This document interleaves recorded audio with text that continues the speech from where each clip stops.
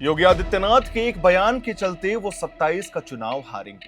अगर सामने वाला देश और समाज की सुरक्षा के लिए खतरा है तो उसके लिए अहिंसा नहीं चल सकती है, उसके लिए तो हिंसा ही हमें अंततः अपनानी पड़ेगी। हम 4 बिंदु बताएंगे, वीडियो के अंत तक बने रहिएगा। साल 2027 अभी दूर है, कुछ महीने दूर है, लेकिन उत्तर प्रदेश की राजनीति में उसकी आहट अभी से सुनाई देने लगी है। सवाल सिर्फ इतना नहीं है कि अगला चुनाव कौन जीतेगा, सवाल यह है कि क्या योगी आदित्यनाथ की वही राजनीति जिसने उन्हें 2017 में ऐतिहासिक जीत दिलाई और 2022 में दोबारा सत्ता तक पहुंचाया, क्या 2027 में भी उतनी ही प्रभावी साबित होगी, या फिर उत्तर प्रदेश की राजनीति में कुछ ऐसा बदल रहा है जो योगी आदित्यनाथ के लिए नई चुनौती बन सकती है। दरअसल ये चर्चा एक बार फिर से तब शुरू हुई जब लखनऊ में नौसेना म्यूजियम और नौसेना वाटिका के उद्घाटन कार्यक्रम में मुख्यमंत्री योगी आदित्यनाथ ने कहा कि अहिंसा मनुष्य का धर्म है। बिल्कुल, अहिंसा का पालन करना चाहिए, लेकिन अगर सामने वाला देश और समाज के लिए खतरा हो तो उसके लिए अहिंसा नहीं बल्कि हिंसा का रास्ता भी अपनाना पड़ सकता है। यह बयान सामने आते ही राजनीतिक गलियारों में चर्चा तेज हो गई, क्योंकि यह कोई सामान्य बयान नहीं था। यह उसी राजनीतिक शैली का विस्तार माना गया जिसे लोग योगी मॉडल के नाम से जानते हैं, बुलडोजर बाबा के नाम से जानते हैं। योगी आदित्यनाथ की राजनीति शुरू से ही बाकी नेताओं से बिल्कुल अलग रही है। जब कोई नेता संतुलित और नरम भाषा का इस्तेमाल करते हैं, वही योगी जी गर्मी में भी सर्दी मौसम का आपको एहसास करा सकते हैं। मुख्यमंत्री बनने के बाद उनकी सबसे बड़ी पहचान कानून व्यवस्था को लेकर बनी।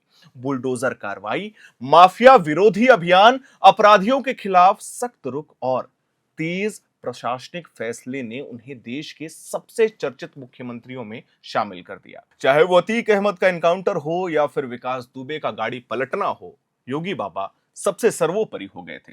उनके समर्थकों का यह मानना है कि योगी ने उत्तर प्रदेश को अपराध और माफिया के दौर से बाहर निकालने का काम किया। वहीं उनके विरोधी ये कहते हैं कि यह राजनीति समाज के एक हिस्से को आकर्षित जरूर करती है, लेकिन दूसरे हिस्सों को दूर भी कर सकती है। यही से 2027 को लेकर सबसे बड़ा सवाल पैदा होता है। क्या उत्तर प्रदेश की जनता 2027 में भी उसी तरह कानून व्यवस्था और मजबूत नेतृत्व को प्राथमिकता देगी जैसे उसने 2017 और 22 में दी थी, या फिर चुनाव के मुद्दे बदल चुके होंगे? अगर पिछले कुछ वर्षों पर हम नजर डालें तो उत्तर प्रदेश की राजनीति में कई बदलाव दिखाई देते हैं। 2024 के लोकसभा चुनाव में यह संदेश दिया गया कि भाजपा के सामने अब चुनौतियां पहले से कई ज्यादा बढ़ गई हैं। समाजवादी पार्टी और कांग्रेस गठबंधन ने कई सीटों पर मजबूत प्रदर्शन किया था। अखिलेश यादव की पीडीए यानी कि पिछड़ा, दलित और अल्पसंख्यक रणनीति लगातार चर्चा में रही। लोकसभा चुनाव की हम बात कर रहे हैं, इसको ध्यान में रखिएगा।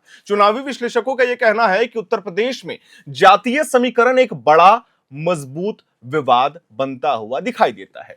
यही वो बिंदु है जहां योगी आदित्यनाथ की राजनीति और उत्तर प्रदेश की पारंपरिक राजनीति आमने सामने खड़ी हुई दिखाई देती है, क्योंकि उत्तर प्रदेश का इतिहास ये बताता है कि यहां चुनाव केवल विकास या कानून व्यवस्था पर नहीं जीते जाते। वो आपने 17 और 22 में देखा होगा, यहां जातीय समीकरण भी उतने ही बड़े भूमिका निभाते हुए आपको नजर आएंगे। कभी यादव वोट बैंक चर्चा में रहती है, कभी दलित राजनीति, कभी ब्राह्मण नाराजगी की चर्चा होती है, तो कभी राजपूत नेतृत्व की। पिछले कुछ समय में अलग अलग जातीय समूहों की बैठकों और राजनीतिक सक्रियता ने भी इस बहस को और हवा दे दी है।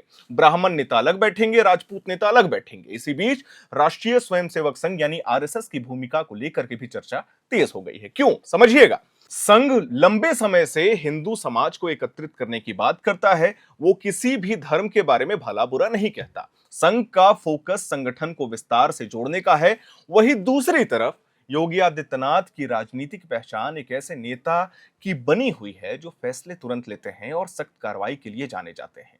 बहुत कड़े शब्दों का उपयोग भी करते हैं। हालांकि दोनों के उद्देश्य अलग नहीं दिखते, लेकिन उनकी कार्यशैली को लेकर राजनीतिक विश्लेषकों के बीच चर्चा हमेशा बनी रहती है। आरएसएस एक ऐसी चीज है जो अगर धरातल से काम करना शुरू कर दे तो किसी को भी भिखारी से राजा बना सकती है। यकीन करिए, आरएसएस ने अगर एड़ी चोटी का जोर लगा दिया तो किसी भी राज्य की सत्ता को गिराने में या किसी भी राज्य की सत्ता को बनाने में एक अहम भूमिका निभाने का ताकत अपने पास रखती है संघ। अब समझिए, पेपर लीक के मामले, महंगाई, किसानों की समस्या और सामाजिक समीकरण जैसे मुद्दे लगातार योगी आदित्यनाथ के लिए खतरा बनते जा रहे हैं। विपक्ष ये चाहेगा कि चुनाव का केंद्र कानून व्यवस्था और हिंदुत्व से हटकर रोजगार और सामाजिक न्याय पर आ जाए, क्योंकि अगर बहस इन मुद्दों पर केंद्रित होती है तो मुकाबला पहले से कई ज्यादा दिलचस्प हो सकता है। लेकिन इसका दूसरा पक्ष भी है। क्या योगी आदित्यनाथ को कम आंकना राजनीतिक भूल साबित हो सकती है? कैसे? 17 में भाजपा ने उत्तर प्रदेश में ऐतिहासिक जीत हासिल की थी, आपको याद होगा। इसके बाद 2022 में लगातार दूसरी बार सत्ता में प्रचंड बहुमत के साथ वापसी हुई, जो उत्तर प्रदेश जैसे विशाल राज्य में आसान बात नहीं मानी जाती है। योगी आदित्यनाथ की व्यक्तिगत लोकप्रियता आज भी यूपी से ज्यादा साउथ में है, बिहार में है, झारखंड में है, उड़ीसा में है, छत्तीसगढ़ में है। कई लोग उन्हें देश का सबसे लोकप्रिय मुख्यमंत्री मानते हैं। कानून व्यवस्था पर उनकी छवि अभी भी उनके सबसे बड़े राजनीतिक हथियारों में से एक मानी जाती है, क्योंकि देखिए, हिमंता बिस्वा शर्मा खुद कहते हैं कि मैं योगी मॉडल फॉलो करता हूं। अभी शिवेंदु अधिकारी वर्तमान परिदृश्य में पश्चिम बंगाल के मुख्यमंत्री योगी को मॉडल मानते हैं। राम मंदिर का निर्माण होता है, 22 में प्रचंड जीत होती है, इंफ्रास्ट्रक्चर डेवलपमेंट होता है, नोएडा को टियर 1 सिटीज से भी ऊपर ले जाने की कोशिश।